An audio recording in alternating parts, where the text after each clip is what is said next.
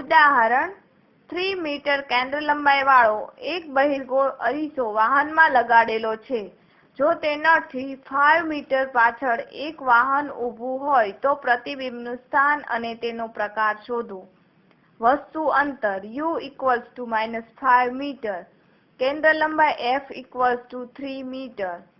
અરીસાના સૂત્ર પરથી 1/v + 1/u = 1/f.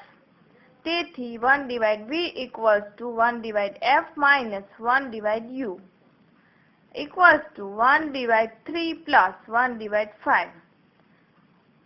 1/v = 8/15. v = 15/8 = 1.875 metre.